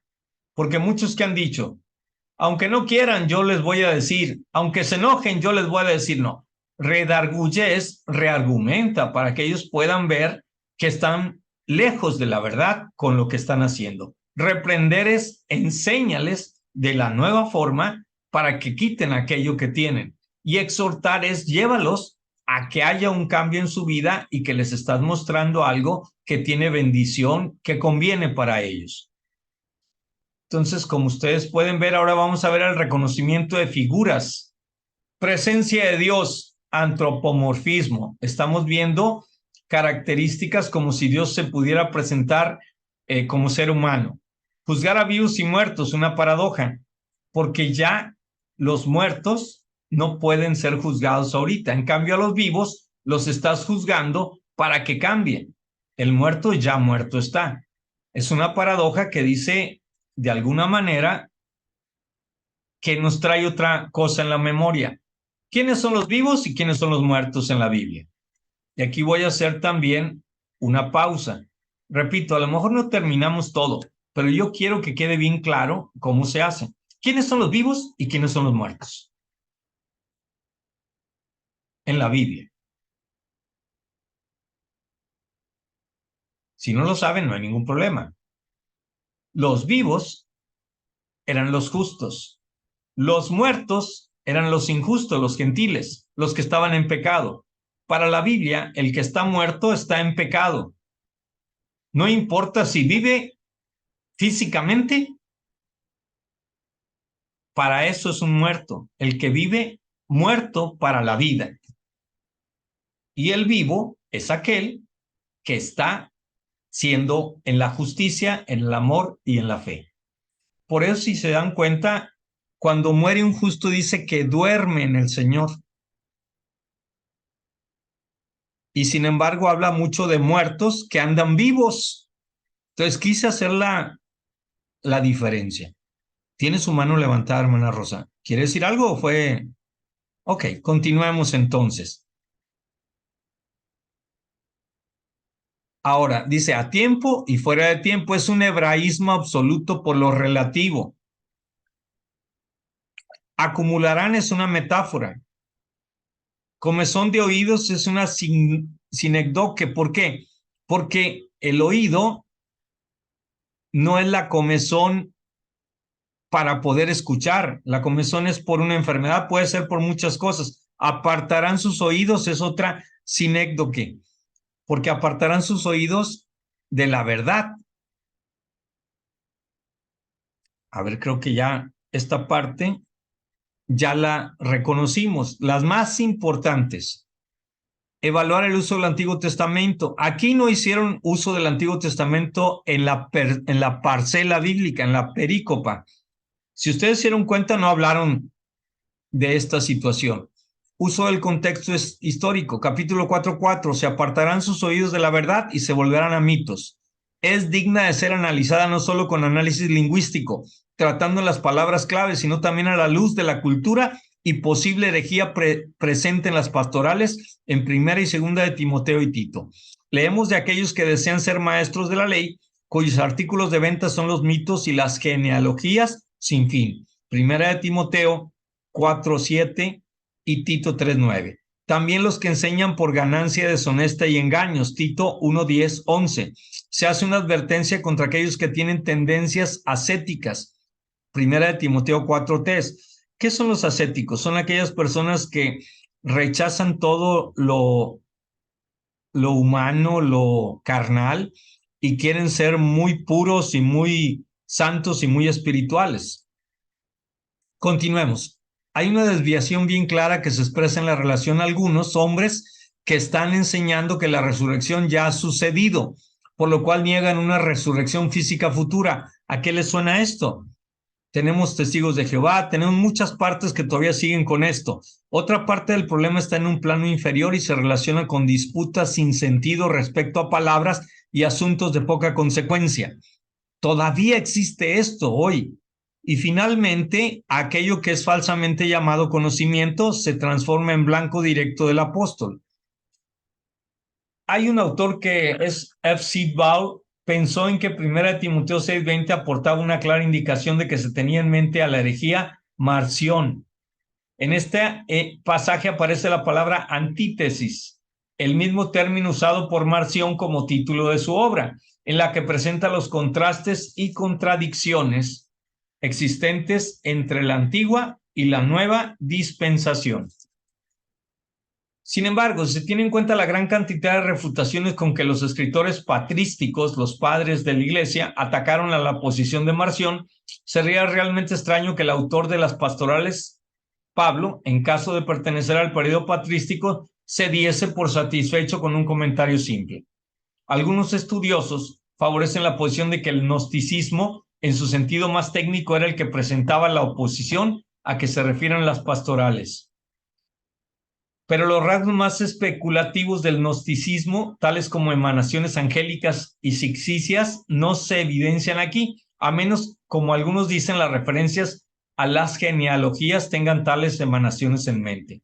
No será suficiente afirmar que el énfasis respecto al único Dios es un rechazo de la posición gnóstica de que existen dos, uno responsable de la creación y otro de la salvación. Aquel deseo de Dios de salvar a todos los hombres. Es un ataque al espíritu esotérico, gnóstico y a su actitud condescendiente para con los hombres comunes, o que la designación Jesucristo hombre es una negación intencional de la cristología docética de los gnósticos, ya que la totalidad de la sección no tiene ningún carácter polémico, sino que constituye una exposición del deber cristiano sin segundas intenciones. En conclusión, es mejor interpretarlo como enseñanzas heréticas relacionadas con mitos judíos impregnadas en toda la epístola, que relacionarla con el gnosticismo presente en el siglo II o un proto-gnosticismo. Pasaje oscuro. Te encargo solemnemente en la presencia de Dios y de Cristo Jesús, que ha de juzgar a los vivos y a los muertos por su manifestación. Paralelos en la misma epístola, paralelos del mismo autor y paralelos con otros autores al Nuevo Testamento. Vamos a empezar primero. Segunda de Timoteo 4:8 es sentido verbal y conceptual, epifanei, el sentido de juzgar. Hace una referencia a recompensar la corona de justicia a aquellos que han sido fieles. Pablo y otros que crean en Cristo al final del tiempo serán juzgados y recompensados por su fidelidad. Paralelos del mismo autor. La primera de Timoteo 6:14, epifanei, el mandato a guardarse irreprensible, sin mancha ni reproche hasta la venida de Cristo, manteniendo una conducta pura y sin mácula ni reprensiones hasta cuando venga el Señor. Paralelos de otros autores, Hechos 10:42, critis, el mandato a predicar dado por Cristo a los apóstoles les empujaba a dar un fuerte testimonio de que Dios juzgará a todo hombre, y frente a esa responsabilidad anunciaban el juicio escatológico de Dios. Romanos 2:16, cripta, se hace evidente que Dios juzgará los secretos de los hombres, lo oculto que los hombres realizan, y Dios lo sacará a la luz en su juicio, y nadie que no viva, o sea, que practique el evangelio, será salvo. Aquí es otra respuesta a lo que ustedes preguntaron al principio. No se puede ser salvo si no se hace practicante del evangelio. Romanos 14, 18, 12. Eante unon homen, eante apod sin comen toi kirion esmen. Se recalca el propósito de la muerte de Cristo, ser nuestro Señor, y todo es de Él, inclusive el creyente. Todos un día compareceremos ante el tribunal de Cristo. En su juicio, toda persona confesará la soberanía de Dios, por lo cual el juicio escatológico, el futuro de Cristo, todo ser humano comparecerá ante su persona y será juzgada por Él sin distinción, por lo cual el juez de vivos y muertos, en el sentido de la magnitud, tendrá que comparecer a su juicio. Conclusiones exegéticas. El pasaje recalca la importancia de la proclamación de la sana doctrina. Su amplitud de contextos señalados desde el 3:10 hasta el 4:8 está impregnado de una exhortación del apóstol Pablo hacia Timoteo con el fin de que éste conserve y sea fiel a la instrucción del apóstol. El encargo solemne de Pablo está enmarcado en la idea escatológica que un día el Señor juzgará al mundo entero y todos tendrán que presentarse al trono de Jesucristo. Juzgar se enmarca en un sentido estrictamente jurídico. Dios y Cristo son los que juzgan. La manifestación de Jesucristo será en gloria y majestad, poderosa como también radiante, esclarecida. La aparición del Señor también será temible para los que no pertenecen a su reino. De ahí que se recalca la importancia y el deber de Timoteo de predicar la palabra, proclamar y dar a conocer el mensaje de Cristo como Señor. Insistir. Timoteo debe arremeter, comunicar, persistir en comunicar el mensaje del evangelio en todo momento y lugar para librar a su generación del juicio inminente. Por ello debe, por todos los medios, comunicar el mensaje. Es llamativo el mandato de Pablo a Timoteo en redarguir, convencer, corregir, reprender a toda persona. Pablo veía inminente su partida de este mundo y frente a esa desesperanza que ya no podrá persuadir a otros para que reciban al Señor, obliga o compromete a Timoteo a dedicar su vida a persuadir a otros. Pablo le señala su deber de exhortar, amonestar, apremiar a alguien, a que muchos, para que cambien su conducta frente al evangelio. Pablo le señala a Timoteo que los tiempos se volverán más peligrosos y difíciles. Y así como ven, todas estas conclusiones es lo mismo que vimos anteriormente. y hay un enriquecimiento del conocimiento y de las conclusiones. Pablo concluye con un encargo dramático. Esto lo ven Walter Elway en el Encuentro del Nuevo Testamento, Editorial Caribe, y aquí viene la bibliografía ahí pegada. Todo esto que ustedes van a leer, repito, yo no quiero. ¿A qué implicancias hermenéuticas existen? Nuestros púlpitos deben ser utilizados para proclamar las verdades del Evangelio y la sana doctrina únicamente, ¿eh?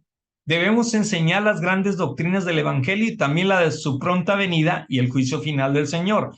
Debemos hacer todo esfuerzo personal, eclesiástico y misionológico posible para convencer y redarguir a la mayor cantidad de personas que podamos para hablarles de Jesucristo. Debemos discernir los tiempos peligrosos en los que estamos y valorar más la sana enseñanza y doctrina.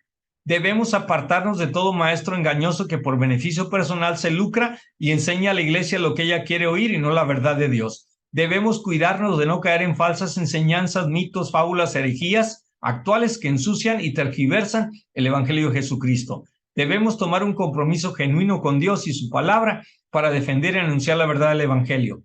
Cuidar nuestra vida personal, nuestra relación con Dios y mantenernos puros y en santidad, siendo ejemplo para otros creyentes e impíos, cumpliendo nuestro llamado con fidelidad. Debemos enfrentar los momentos de crisis y pesares por la causa de Cristo y saber que un día estaremos para siempre con el Señor y no habrá más llanto ni pesar. Señor, ayúdanos a cumplir estos propósitos ministrando con tu palabra nuestra sociedad actual. Y aquí están todas las bibliografías que se utilizó. Muy bien. Todavía tenemos tiempo para orar, para platicar y para ver lo que hoy han escuchado. ¿Qué les pareció esto?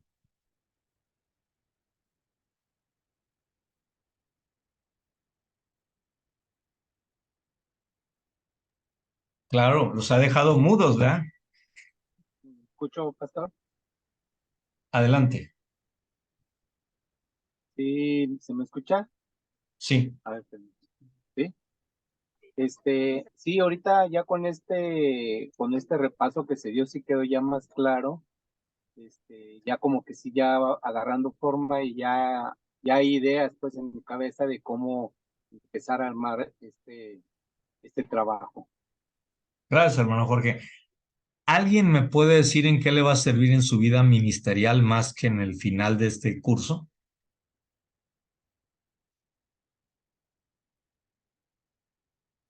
Sí, la verdad que ya habíamos tomado hermenéutica porque hay algunas herramientas parecidas y cada vez es más claro, como que sí es un desafío, es un reto y a la vez compartir y enseñar, bueno, a través de, desde la primera clase que hemos estado escuchando, yo lo veo que es una gran responsabilidad. Si bien es un gozo y es una, pues es de bendición porque somos nosotros primero enseñados, yo creo que nos va permitiendo también asimilar la responsabilidad que tenemos al enseñar a otros. Y yo es lo que me he estado, o sea, he estado viendo, si es un desafío, ¿verdad? Que hemos decidido tomar, pero sí hacerlo pues con la mayor responsabilidad. Entonces nos va a servir en el ministerio porque nos va a permitir hacer, pues, más que decir un mejor mensaje, que la palabra llegue al corazón como Dios quiere, ¿no? O sea, como Dios quiere. Entonces, lo que yo puedo decir que sí es cierto, ahorita la meta es inmediata es el trabajo, pero en realidad es una herramienta, pues, que puede ser poderosa, ¿no? Para, si la dice, la vamos aprendiendo a desarrollar así como nos está enseñando, lo que yo puedo agregar. Gracias, hermana Yoli. Miren, si se dieron cuenta, yo empecé con la lección divina, la lectura orante, que es algo más simple. Pero estudiar la teología es algo tan serio que yo veo con tristeza que hay muchas personas que se marean mucho al subirse a un ladrillo y que requerimos estar atentos porque estamos en los últimos tiempos, pero también que debemos de estar tan conscientes de que leer la Biblia no para enseñar ni para predicar, sino para vivirla, tiene que ser de una manera muy diferente. ¿Creen ustedes que todo esto les va a servir para ver la Sagrada Escritura completamente distinto a lo cuando antes de iniciar este curso?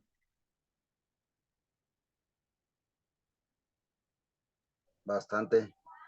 Totalmente. Yo en lo personal, yo me he dado ahorita muy pensativo, he estado leyendo, viendo de otras formas y la verdad, yo siento en la vida personal, yo he vivido, he estado en algunas iglesias, antes de estar en estoy, y yo siento si en realidad se predicara así con esta verdad, yo siento muchas cosas cambiarían en las iglesias, en todas. Eh, pues no por algo crucificaron a Jesús, no, porque pues él no vino a dar bien con la gente, vino y pues dijo las verdades de lo que es. Entonces yo siento que si se predicara así con lo que es la palabra recta, directa y con enseñanza, yo creo eh, sería otro nivel de cristianismo. Eso es lo que yo estoy viviendo ahorita. Gracias, hermano Delfino. Fíjense que no es sencillo porque involucra tiempo, pero les voy a dar un secreto. Si han notado algo en mí, es que me apasiona esto. Y no solamente el enseñar, el predicar, el acompañar, el visitar. Quizás mucha gente a mí me tiene temor y me lo han dicho porque soy muy apasionado. Y en la pasión uno termina siendo envolvente, siendo determinante. Cuando a mí me ofrecieron este curso, fue en el momento en que estaba planificando lo más difícil de los cambios, tanto personales de iglesia, como en el aspecto que soy administrador, soy auditor, soy de finanzas, soy coordinador de evangelismo, todo esto distrital, y soy maestro. Entonces, como que todo esto vino en un tiempo difícil, pero yo dije, si Dios lo quiere, lo haremos. No tenemos por qué ponernos trabas cuando esto es lo que les guste y es lo que Dios va a hacer en ustedes, no lo que uno pretenda, sino lo que Dios hace. Entonces, si se han dado cuenta, es extraño, porque empecé en Tampico, estoy en Nuevo Laredo y el lunes estaré en Monterrey dándole la clase y ya el miércoles regreso a Tampico. Pero les aseguro algo, cansado no estoy, estoy gozoso de hacer las cosas que se están haciendo. El día de ayer, en esa junta, me agradó mucho porque conozco a las iglesias de aquí de Nuevo Laredo, pero se hizo una renovación de esa junta de oficiales y es hermoso ver cómo las personas estaban ávidas de conocer, de planificar, de recibir la exhortación para el año que entra, pero de una manera tomando en cuenta el respeto, el amor, la confianza y sobre todo con ternura, porque eso hacía Cristo para exhortar. Entonces, ojalá nosotros esto nos lleve a encaminarnos a de aquí en adelante, no por este curso, sino por la necesidad de estar lleno de la palabra de Dios. ¿Algún otro comentario? ¿Alguna duda de lo que vimos? Claro, van a decir, no, pues tengo un chorro de dudas, pero poco a poco las van a ir sacando. Y en cuanto hagan ese ejercicio, no les va a salir perfecto, pero va a ser el pinino para lo que sigue y para que de aquí en adelante tengan métodos bien exactos. Repito, esta clase no es una clase sencilla y menos aún la teología es un arte y una ciencia simple. Ese ha sido el error. Y tengo mucha similitud a lo que piensa el hermano Delfino. Y si ustedes se meten a la primera de Nuevo Laredo, que es la página Facebook donde yo tengo muchas predicaciones, y en la primera y la IDN Tampico, que es donde estoy predicando ahora, van a ver que mi forma de predicación va a ser diferente a muchas predicaciones que han escuchado. No porque yo sea mejor o peor a alguien, sino porque soy muy apasionado y me voy a lo práctico y tengo que enfocarme en la gente que está escuchando, en los oyentes. Por más conocimiento que yo tenga, no vale de nada si no soy capaz de transmitir primero lo vivido, lo experimentado y lo sufrido. Si esto lo llevan a cabo, les aseguro que va a haber transformación en su entorno. Y comencé con esos videos precisamente para que ustedes tuvieran una idea clara de cómo estamos muchas veces equivocando los caminos pensando en unos éxitos que son éxitos relativos o efímeros y que no nos llevan realmente a tener esa prestancia que requerimos, esa idea clara. Escuchen a Sugel, ¿cómo se llama? Sugel Mitchell.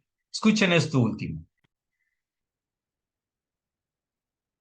¿Qué le dice Pablo a Timoteo? Timoteo, estas cosas te escribo, aunque tengo la esperanza de ir pronto a verte, para que si tardo sepas cómo debes conducirte en la casa de Dios, que es la iglesia del Dios viviente, columna y baluarte de la verdad. Timoteo, no te pongas a inventar en la iglesia, porque la iglesia no es tu casa, la iglesia no es la casa de los pastores, la iglesia no es la casa de los miembros, la iglesia es la casa de Dios, y en la casa de Dios se hace lo que Dios dice. ¿Qué les pareció? Estos videos, si quieren, se los pongo ahí en el foro de WhatsApp. Pero sí es importante que entendamos eso.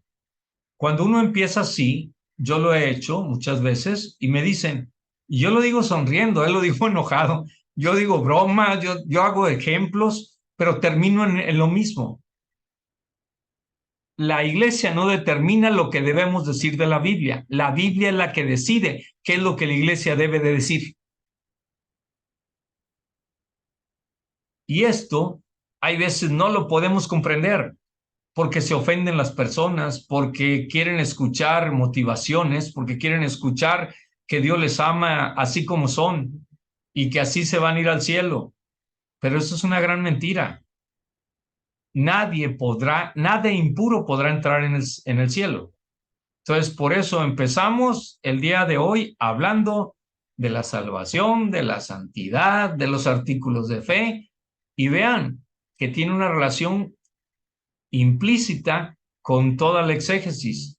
Lo que ha hecho el nazareno, y lo debo compartir como dice el hermano Delfino, a mí lo que me enamoró del nazareno no fueron las personas, ni fueron los templos, ni fue la música, ni fue la predicación, porque todo eso lo viví a un extremo grado en el catolicismo, quizás mucho mayor de lo que ustedes han vivido. Cuando ustedes vivieran realmente lo que es una ordenación sacerdotal, como fue la mía, se siente y se ve cómo el pueblo está realmente viviendo eso. Los cantos, cuando son realmente hechos por gente preparada en canto, es algo increíble. Las predicaciones, cuando son de gente preparada, doctores en teología y que han vivido, que son misioneros, que han andado alrededor del mundo, uno se queda pasmado. Pero ¿saben qué? Lo único que me atrajo fue el manual. Porque yo llegaba de una misión de Asambleas de Dios en la cual yo estaba lejos de la casa, su casa en Madero, y la iglesia primera de Madero está a 2 cuadras y media. Entonces yo antes de llegar a la casa pasaba en la tarde y me metía al culto de las 6 de la tarde. Yo llegaba a las 5:30. Me ponía a orar y estaba el manual ahí y yo lo estaba leyendo. La gente no llegaba antes de las 6:15, incluyéndose la familia pastoral. Ya era una costumbre. Yo tenía suficiente tiempo para leer el manual. Me enamoró. Ahí vi que realmente estaba estructurado, que realmente era lo mismo que yo había aprendido.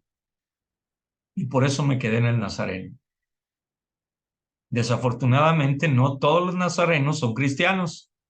Eso también hay que aclararlo. Hay mucha gente nazarena que todavía no recibe a Cristo, pero defiende la doctrina nazarena sin conocimiento de causa y sin haberla experimentado.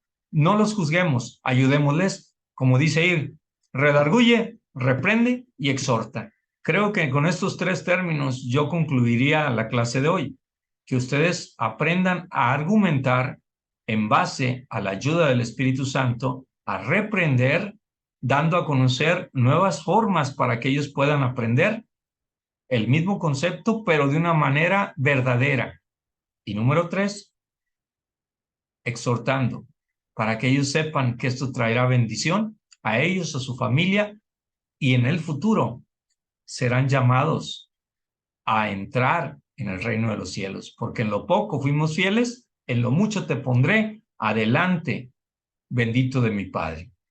Creo que sí, conocer la Biblia es sencillo, aprenderla relativamente simple, pero les digo algo, todo lo que yo hablo es porque ya lo aprendí, lo viví, lo experimenté y lo sufrí. Entonces, para mí es más fácil que el Espíritu vuelque lo que quiere decir porque ya lo traigo en la mente. En lugar de estar propenso a no equivocarme con la cita bíblica, con lo que está escrito, porque ya se dieron cuenta que hasta lo que está escrito, quién sabe si esté bien escrito.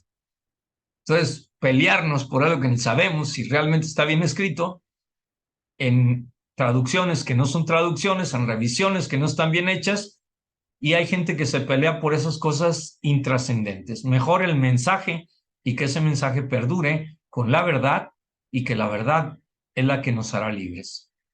Hoy vemos tristemente muchos casos de iglesias que están en decrecimiento. En lugar de crecer, están decayendo.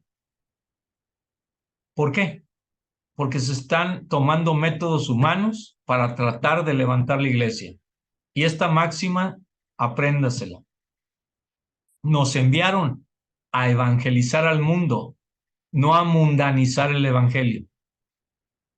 Por favor, si usted con cuestiones mundanas va a tratar de acercar a la gente, tendrá a puros cristianos mundanos que no son satisfechos. Por ejemplo, aquella persona que le gusta tomar no se sacia de tomar y quiere estar experimentando nuevos vinos. Aquella persona que se droga no se sacia con la droga, siempre está en búsqueda de algo más fuerte. Aquella persona que busca la pasión, pero una pasión desbordada sin que sea la pasión de Cristo, nunca le satisface una iglesia. Siempre quiere ver el mover de Dios afuera de él en lugar de verlo dentro de él. El poder de Dios está en usted y está en mí. Pero primero, gócelo y experiméntelo para que los demás vean su pasión y que los demás hasta le teman. Es serio lo que estoy diciendo. Mucha gente conmigo me ha dicho que tiene temor de hablar conmigo porque yo los incomodo. Incomodar se refiere a quitar la comodidad. O sea, se les redarguye, se les reprende y se les exhorta. Se les hace un cambio de lo que piensan. Entonces vacilan mucho en poder argumentar sus deseos, porque a veces los deseos no han sido puestos primero en el altar de Dios y llegan con nosotros a querer convencernos de que con eso se llenará la iglesia. Y sí es cierto, sí se llena la iglesia. Por eso el meme de la chimoltrufia a mí me encanta. Sí. Cuando yo canto, huyen los demonios. Lo que no sé es por qué también los hermanos se van. O sea, yo creo que ojalá nosotros cuando prediquemos, enseñemos, caminemos, vivamos, experimentemos y seamos apasionados en la palabra de Dios, los demonios huyan y los hermanos se atemoricen, no de nosotros, sino de la palabra de Dios. Cuando esto ocurra, no van a ser muchos, hermano Delfino, desgraciadamente. Pocos son los que se salvan, pero ellos recibirán la oportunidad de conocer al único y verdadero Dios. Los demás ya no.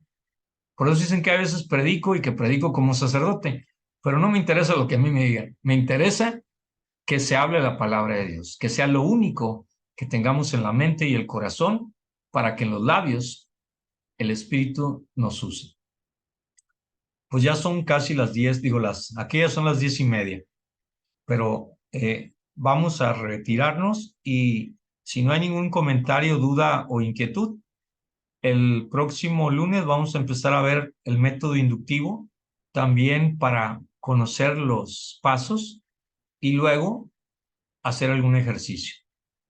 Y ya cuando terminemos, lo único que quiero es que no se me confundan con tantos métodos, análisis, críticas, y les puedo enviar cada uno de los puntos del programa extractado, qué significa cada crítica, qué significa cada método, qué significa cada análisis.